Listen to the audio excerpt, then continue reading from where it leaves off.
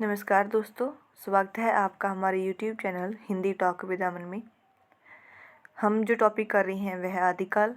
हमने जो आदिकाल के अंतर्गत रासो साहित्य और रास साहित्य आता है उन्हें हमने पिछली वीडियोज़ में कर लिया है। अगर आपने वे वीडियोज़ नहीं देखी तो पहले जाकर वे वीडियोज़ देख लें। और आज जो हम कर रहे हैं वह सिद्ध साहित्य। सिद्ध साहित्य के अंतर्गत जो रचनाएँ आती हैं आज हम उनके बारे में देखेंगे। वीडियो स्टार्ट करने से पहले अगर आपने अभी तक हमारे चैनल को सब्सक्राइब नहीं किया तो पहले जाकर हमारे चैनल को सब्सक्राइब करें और बेल आइकन को जरूर प्रेस करें ताकि वीडियो की नोटिफिकेशन आप तक पहुंच सके। तो चलो शुरू करते हैं हम हमारी आज की वीडियो। आज का हमारा जो टॉपिक है वह है सिद्ध साहित्य।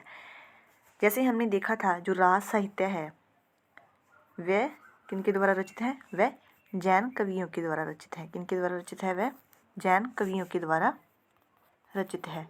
ठीक है, उन्होंने क्यों रचा ये, क्योंकि वे अपनी धर्म का प्रचार प्रसार करना चाहते थे, जो जैन कवि थे। इसी तरह जो सिद्ध साहित्य है वह किनके द्वारा रचित है, वह बौद्ध धर्म की कवियों के द्वारा रचित है, क्योंकि वे भी अपने धर्म का प्रचार प्रसार करना चाहते थे। ठीक है, बौद्ध धर्म के वज्रयान तत्व का प्रचार करने के लिए जो साहित्य देश भाषा या जन भाषा, ठीक है, उन्होंने कौन सी भाषा अपनाई थी, देश भाषा। उस समय में जो भी आम लोगों के बीच में प्रचलित भाषा थी उसी में उन्होंने अपना साहित्य लिखा। ठीक है, में लिखा गया वही सिद्ध साहित्य कहलाता है। ठीक है, सिद्धों की संख्या कितनी मानी गई है, 84 सिद्धों की संख्या मानी गई है। इनका केंद्र है श्री पर्वत। और सिद्ध लोग अपने नाम के अंत में आदरार्थक पा शब्द का प्रयोग करते हैं। ठीक है, सिद्धों की भाषा को मुनिदत्त सूरी तथा मुनिध्वज बजर ने संध्या अथवा संध्या भाषा के नाम से पुकारा। मुनिदत्त सूरी और मुनि अवध्य बजर ने संध्या और संध्या भाषा के नाम से पुकारा। ठीक है, साधनावस्था में निकली सिद्धों की वाणी चर्यागीत या फिर चर्यागीत कहलाई। चर्यागीत या फिर चर्यागीत कहलाई। ठीक है, इसके बाद आता है इसकी विशेषताएं। सबसे पहले है तंत्र साधना पर अधिक बल दिया गया था इनके द्वारा। शिव व शक्ति के युगल रूप की उपासना की गई थी। याति प्रथा एवं वर्ण वेद व्यवस्था का विरोध किया गया था। ब्राह्मण धर्म एवं वैदिक धर्म का खंडन किया गया था। पंचमकारों की दुष्प्रवृत्ति थी। मांस, मछली, मदिरा, मुद्रा और मैथुन की। साहित्य को 3 श्रेणियों में विभाजित किया गया था। कौन कौन सी 3 श्रेणियाँ थी जो सिद्ध साहित्य जिनमें विभाजित किया गया था? नीति या आचार संबंधी साहित्य, उपदेशपरक साहित्य और साधना संबंधी या रहस्यवादी साहित्य। ठीक है, इसके बाद आता है सिद्ध साहित्य की रचनाकार एवं उनकी जो भी रचनाएं हैं उनके बारे में हम देखेंगे। सबसे पहले है सरहप्पा। ठीक है, सबसे पहले जो रचनाकार आते हैं वे कौन है? सरहप्पा।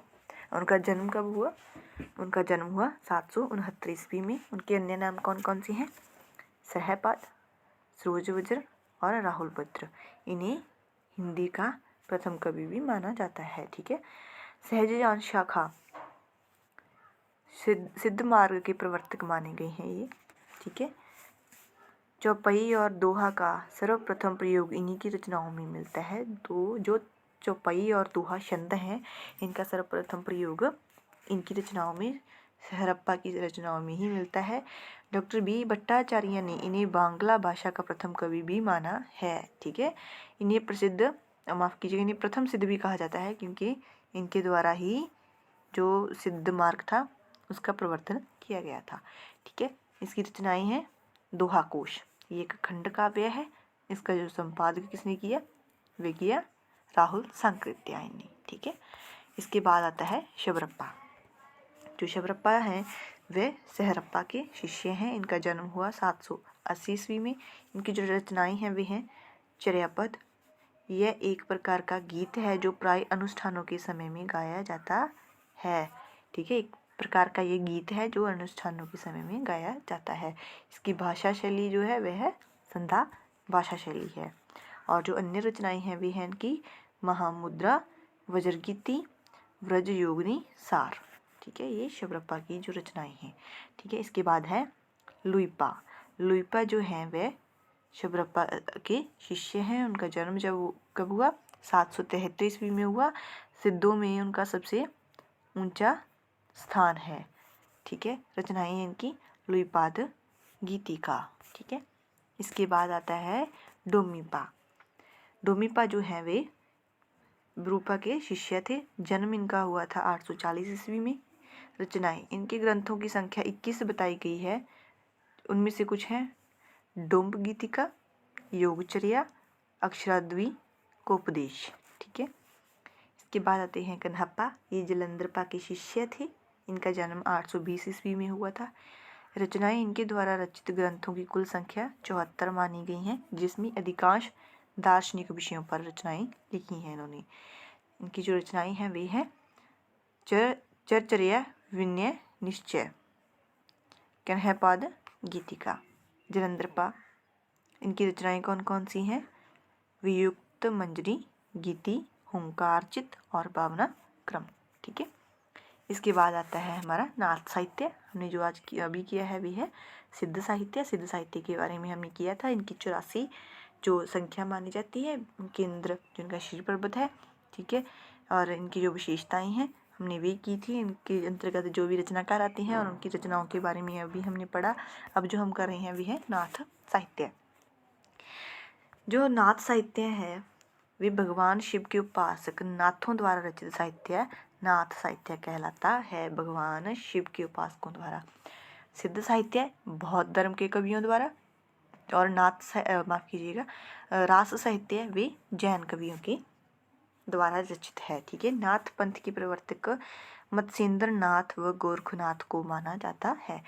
इसका चरमोत्कर्ष काल कब रहा? 12वीं-13वीं शताब्दी में नाथ साहित्य का जो चरमोत्कर्ष काल रहा था। नाथ पंथ का विकसित रूप भक्ति काल के संत मत के रूप में देखने को मिलता है। ये सबसे इम्पोर्टेंट है। कभी कभी इसका क्वेश्चन आ जाता है कि भाई बताओ नाथ पंथ का विकसित रूप भक्ति काल के किस रूप में देखने को मिलता है? तो किस रूप में देखने को मिलता है? संत मत। क्योंकि हम देखते हैं जो कबीर जी हैं वे भी नाथ साहित्य से प्रभावित होते हैं। ठीक है, उनकी रचनाएं हैं जो भी, ठीक है, वे नाथ साहित्य से प्रभावित होती हैं। ठीक है, इसके बाद हजारी प्रसाद द्विवेदी नाथ पंथ को सिद्ध मत, जो हजारी प्रसाद द्विवेदी है नाथ पंथ को सिद्ध मत, सिद्ध मार्ग, योग मार्ग या फिर योग संप्रदाय, अवधूत मत या अवधूत संप्रदाय के नाम से पुकारते हैं। प्रश्न आ जाता है ये भी कि हजारी प्रसाद द्विवेदी किन किन नामों से पुकारते हैं? सिद्ध मत, सिद्ध मार्ग, योग संप्रदाय, अवधूत मत और अवधूत संप्रदाय। ठीक है, नाथों की कुल संख्या कितनी है? 9 है। सिद्धों की कितनी थी? 84 थी। ठीक है, जो नाथ हैं वे कौन कौन से थे? आदिनाथ, भगवान शिव को माना जाता है। ठीक है, इसके बाद है मत्स्येंद्र नाथ, गोरखनाथ, चरपड़नाथ यानी चरकानंद भी कहा जाता है, गाहिनीनाथ, ज्वालेंद्र नाथ, चौरंगीनाथ, भर्तृहरिनाथ और गोपीचंद नाथ। ये 9 नाथ हुए हैं। ठीक है, इसके बाद आती हैं विशेषताएं। नारी निंदा का सर्वाधिक उल्लेख, इन्होंने नारी निंदा बहुत की है। ठीक है, ज्ञान निष्ठा को प्राप्त महत्व, ठीक है, मनोविकारों की निंदा की है।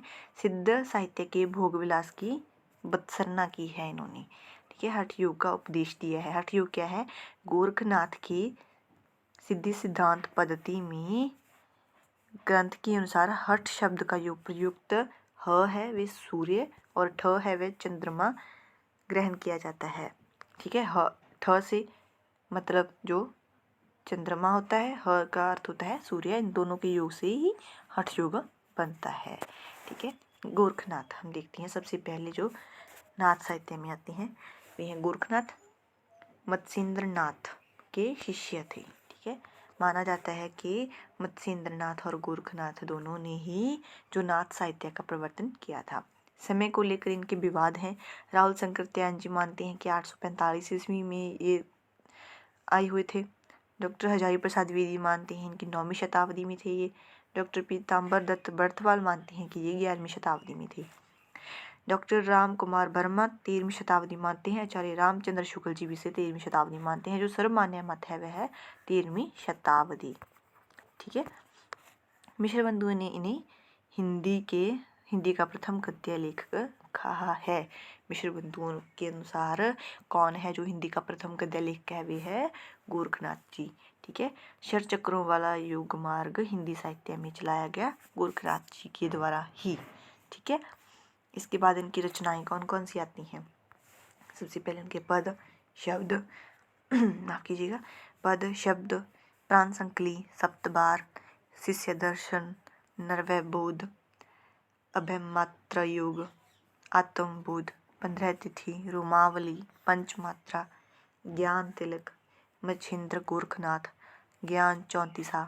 संस्कृत के जो ग्रंथ हैं वे हैं सिद्ध, सिद्धांत पद्धति, विवेक मार्तंड, शक्ति संगम तंत्र, योग सिद्धांत पद्धति, विराट पुराण, गोरख शतक और योग चिंतामणि। ठीक है, ये इनकी रचनाएं हैं।